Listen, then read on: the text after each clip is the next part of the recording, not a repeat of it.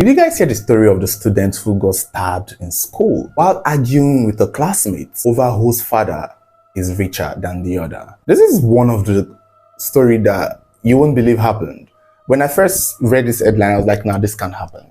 Until, we got to learn more about it, that this indeed happened. In a secondary school in Accra, Ghana, where a young student by the name of Edward Brokety got into a fight with another schoolmate named Godwin over an argument on whose father is richer than the other. This is very ridiculous. I do understand that in secondary schools, arguments like this happen. I know this because I went to secondary school, boarding school, and these things do happen when people argue on who has more money than the other, or who has certain things that the other don't have, or who is more exposed, who have traveled to more. These silly arguments happen, but how does it happen to the point where it gets so escalated that somebody had to be stabbed 3 times in the chest? And the sad part is, it was said the teachers and the cousin of the victim, Edward, as well as the uncle who were around the premises, had enough time to stop this from happening. It was even known that the boy Godwin itself, the one who did the stabbing, was a known violent person who, they said, usually comes to school with a special bag that had special dangerous objects. It was just so many things that could have prevented this tragedy. It's sad that nothing was done. According to the female cousin of Edward, the argument started over these 2 boys talking about which person papa get money past the other one, whose father is richer. I don't know how they got there, but eventually it starts to escalate into a fight. And I don't think it's one of those fights where they are fighting. I think it's one of those ones where they'll stop, continue, stop. This one will make another statement. And I don't see classmates in this. One thing with secondary school, and this is one bad thing with secondary school. I don't know how it is in Ghana, and I don't know how it is now because it's been a while since I was in secondary school. But back in the day, when students are fighting, other students take joy in it. There is so much joy from other students. Nobody would want to separate. It's entertainment. Nobody would want to, especially now that secondary schools now allow mobile phones for them to film, because we have footages of the incident happening. I don't think there's a footage of the original or the initial fight.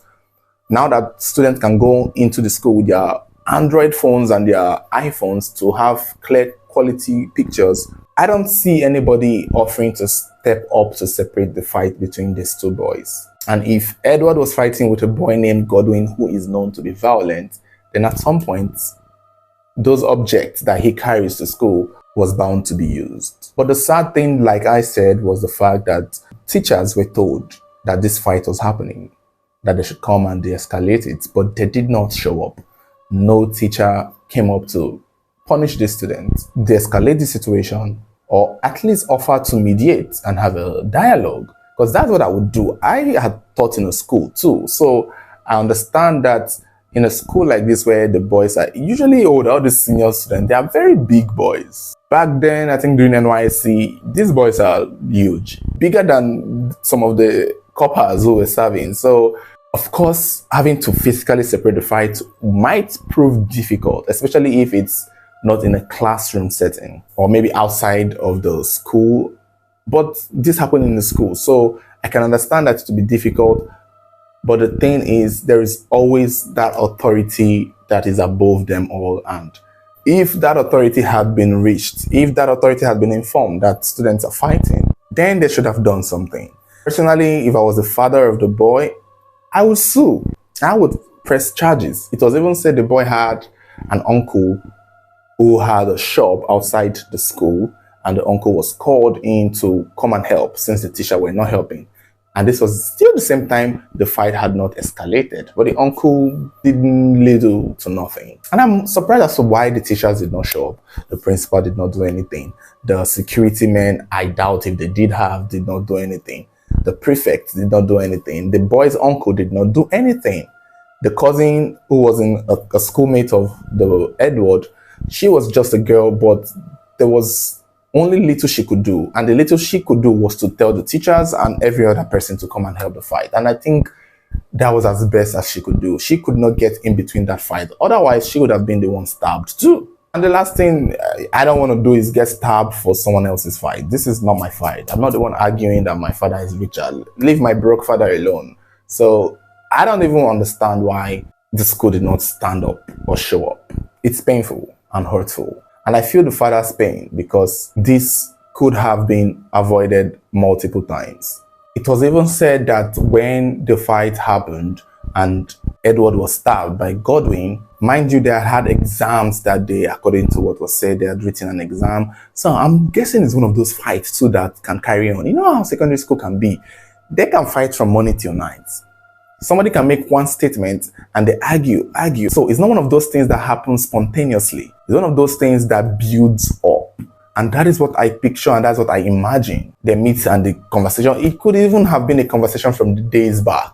Somebody makes a comment and it continues and then it is repeated and then an insult is thrown, words are thrown, jabs are thrown. And since they're talking on whose father has more money, I'm thinking the insults will be targeted at their fathers, making fun of each other's families. And these things can cut really deep, especially for somebody who comes to school with weapons. If the school knew this boy comes with weapons and they didn't do anything, that's the problem there.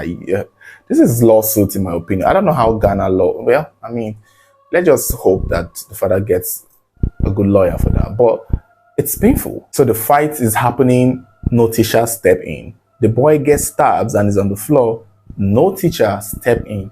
At this point, they said that even the teachers that came were scared because now it looked serious. It has gotten to a point where they can't figure. They should have come early.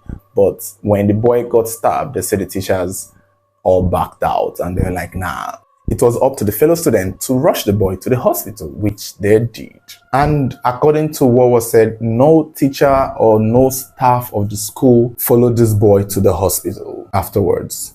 But okay, to be fair on the teacher's part, as a former teacher myself who have taught in schools, I wouldn't take it upon myself to do more than I'm being paid for. And I can understand where the teacher's jurisdiction starts and ends. Because no teacher wants to be involved. Now that none of them were involved, they are all going to be blamed. But if one teacher had shown up to de-escalate it and failed, that would have been the teacher to carry all the blame. And that is one thing I think would have made a lot of people back out. Remember, these are senior boys. They can be aggressive. If two teenagers at the age of 16, 17, or 18 want to fight each other, there is not much a teacher can do. There's not much one teacher can do. And there really isn't.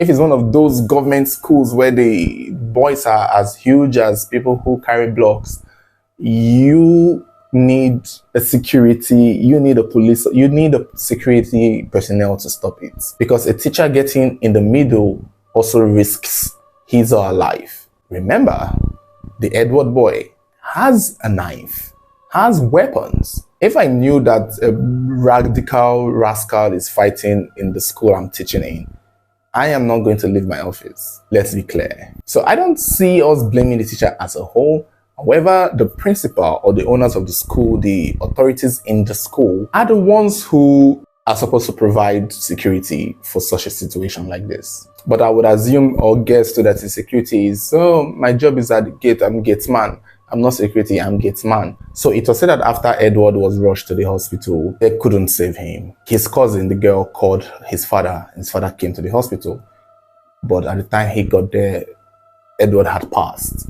The uncle came, they saw that Edward had passed. They got angry, they went to the school to hold a protest, demanding an explanation. And that was when the school principal hired policemen to stand at the gate to prevent the protesters. This is a perfect time to hire security. Well, I don't even know what to say to these people. I feel like secondary schools need security on standby. Even if they're going to be at the gates, there should be like a patrol security.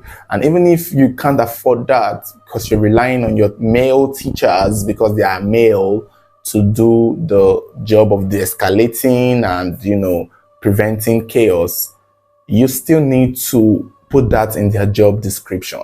That is one thing school needs to do.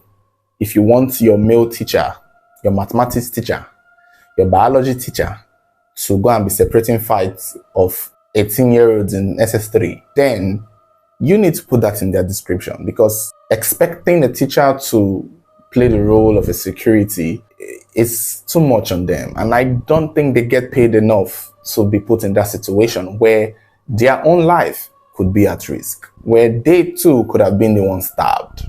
They have children to feed. They have a whole family back home. If their job is to teach biology, set questions, do lesson notes, write mark exam, present results, educate these kids, why then are they being, cautioned or dragged for not stepping to prevent a fight between two students who took it to the extreme? Maybe I'm wrong, because I know some people would disagree. It's a student fault. There's some people who say it's a teacher's fault per se, but I'm just speaking on the fact that I also have taught in a school, and I can tell you that there was one time during my NYC when I was teaching in this government school, and there was a fight. But this was just when I was about to leave. I think I was done for the day. I was going for my PPA. And when I was leaving, the fight was happening down at the senior block. And I remember the security men at the gate were like, "Copper, did they fight though?" And you could see the crowd of students all going to watch, hey, yelling shots. There was no way. And I could not tell how many people were fighting. If it was two groups, some of these students can also be cultists. So I don't know if it was two groups or two people. So I just could not tell. And I was not ready to go in and get myself involved. Because what if one had a gun? What if it was two people with bottles? These are grown-up adults. Some of them even have kids. So it's hard to put a teacher in that position of thinking that when he's student, if it's small children, here I understand.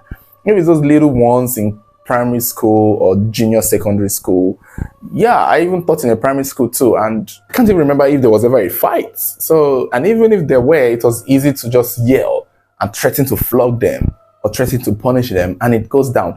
That trick don't work for them seniors, especially during exam period when the term is already over. So nobody's even scared of getting expelled at this point. So that trick won't work. A teacher won't come with a cane and these boys would stop fighting. No. The best thing that would have been done is to take one student away. Call one student to the office, to the principal's office, and I think only the principal could even have done it. Just separate them. That would have been the best thing. That would have been. But if these two boys meant to fight each other, we are all seeing that Edwin right now is the victim. That is what we are seeing. But if he was involved in a fight, then he was probably just as capable. It's just unfortunate that the Godwin boy had to bring in weapons. Maybe if this was a hand-to-hand fight, Edward would have been a lot more, it would have been a better fight for him to handle.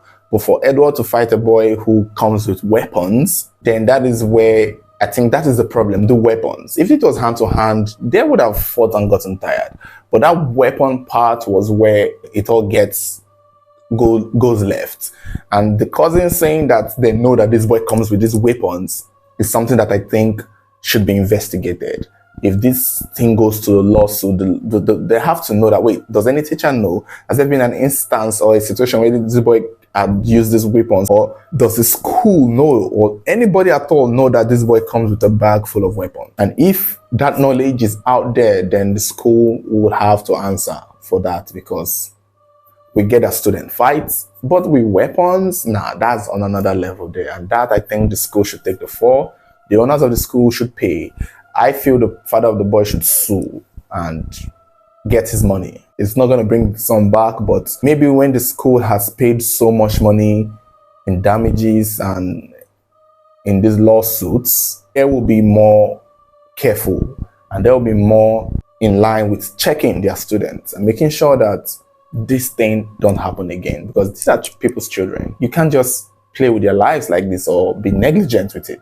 Even though that they're engaged in the fight themselves, these are still kids. Grown-up kids nonetheless, but still kids, and it's your job as a school to present an environment that is safe and fair to the lives of the students in it. I see many students getting out of the school. I see many parents taking their kids away from the school after this whole incident, if they don't step up, because this doesn't look good for the school. Eventually, it was said Godwin was arrested, and so was the owners of the school, and the police are saying that they are also going to investigate the whole situation. Godwin's picture is not in circulation. I'm assuming he's a minor, and I'm also assuming he's maybe, for him to use a weapon. I'm guessing that Edward was most likely the bigger guy, because that is one of those things you see. If Godwin was probably physically capable enough to take Edward, he probably would not have needed a weapon, and I think this is where he's going to get in trouble for. But let's just see how this goes. Let's just see how, if anything comes out of it. Thank you guys for watching. Don't forget to like, share, and subscribe. Turn on notification button, so whenever there's a new video, you'll be the first to get notified.